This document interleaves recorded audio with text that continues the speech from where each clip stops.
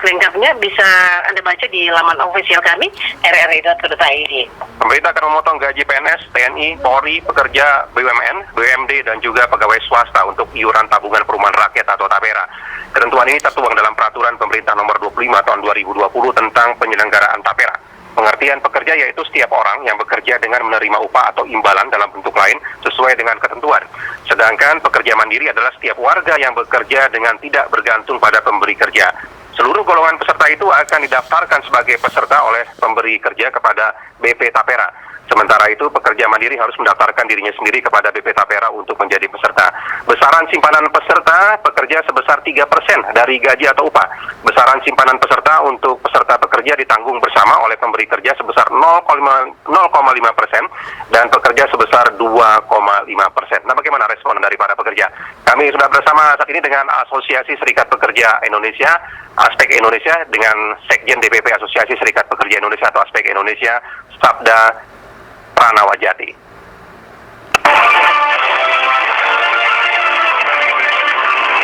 Pak Sabda, selamat malam, Pak. Malam, Mas. Pak Sabda, bagaimana respon para pekerja dengan adanya TAPERA? Ya, ini kan PP-nya baru ya, baru ditandatangan tanggal 20. Kemudian kalau tadi disinggung di prolog Mas Zaini kan di situ disebutkan pada pekerja dan pekerja mandiri ya. Ya. Nah, sebetulnya kalau kita baca lagi PP 25 ya, nomor 25 tahun 2020 ini sesungguhnya tidak saja untuk pekerja WNI tapi juga WNA. Warga negara asing itu juga wajib untuk kemudian mendaftar menjadi peserta BP TAPERA.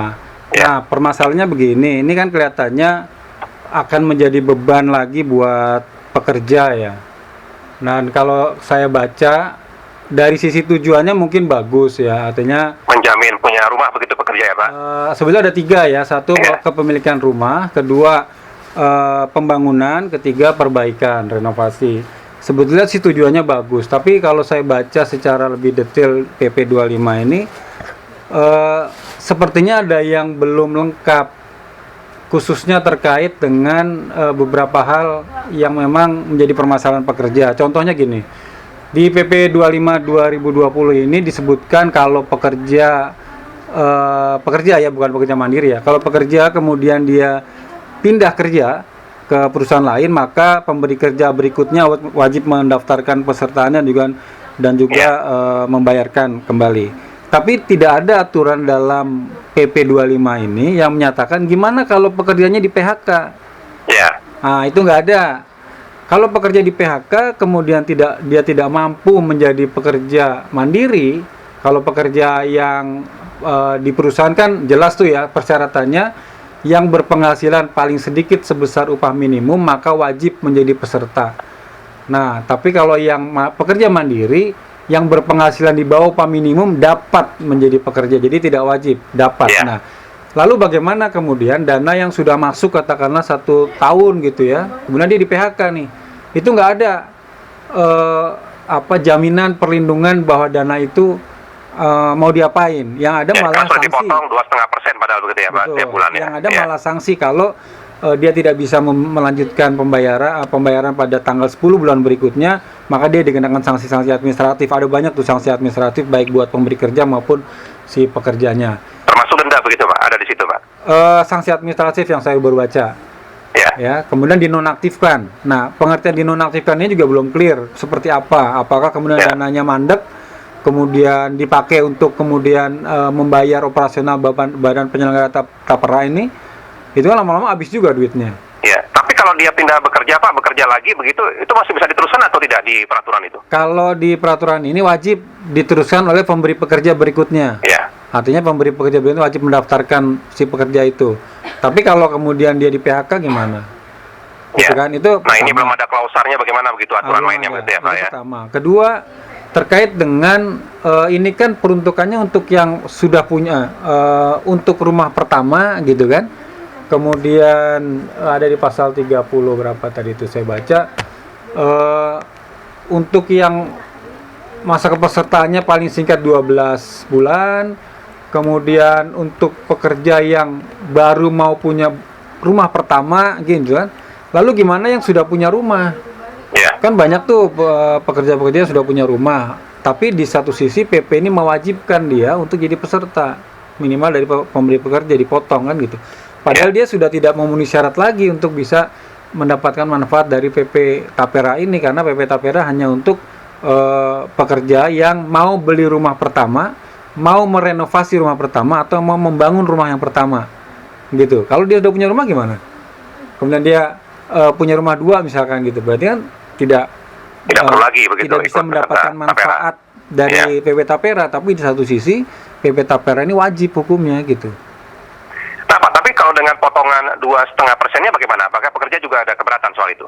Kalau 2,5% pasti berat, Mas, karena apalagi sekarang kan berlakunya PP 78. PP 78 tentang pengupahan itu kan membatasi kenaikan upah minimum hanya sebatas pertumbuhan ekonomi dan inflasi kan gitu kan. Tidak berdasarkan survei kebutuhan hidup layak. Nah, kalau survei kebutuhan hidup layaknya benar gitu kan. Apalagi sekarang dengan dengan kondisi pandemi gini kan ada banyak lagi kebutuhan hidup layak yang harus diakomodir oleh pekerja kan.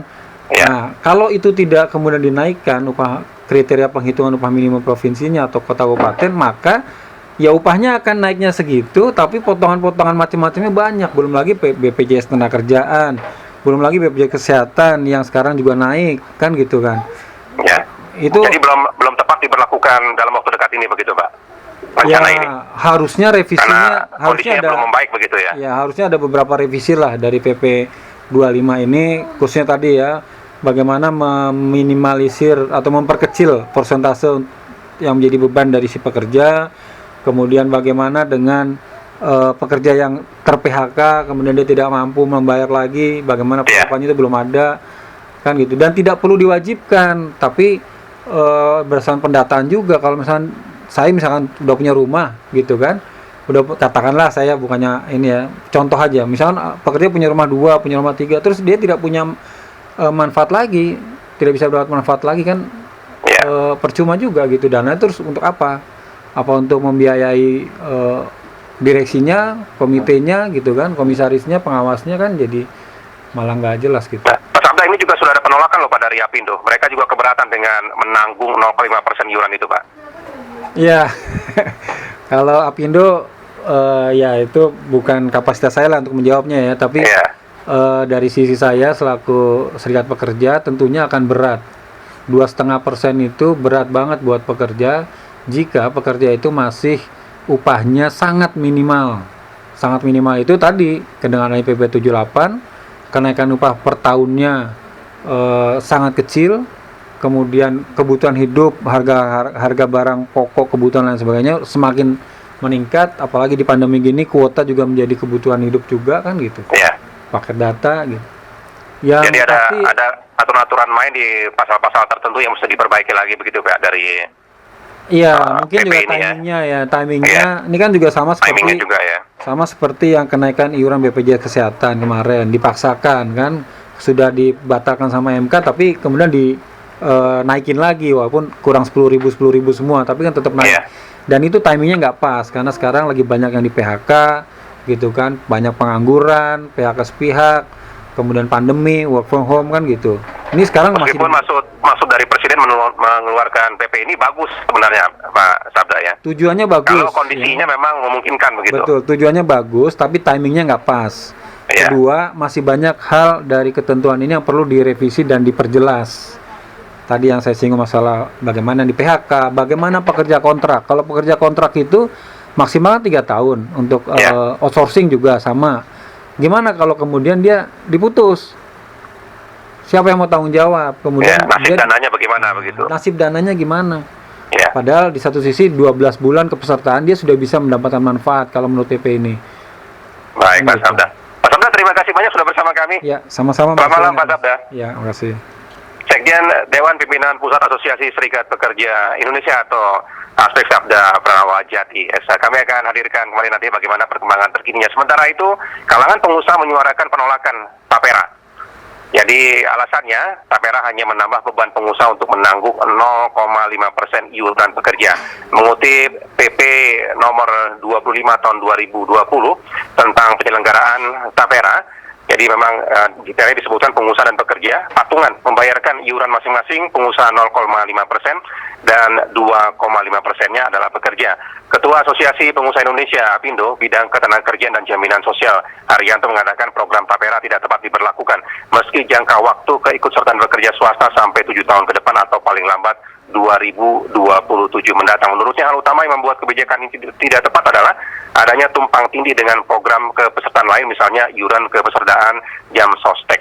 Nanti kami hadirkan kembali ya bagaimana perkembangan terkininya juga.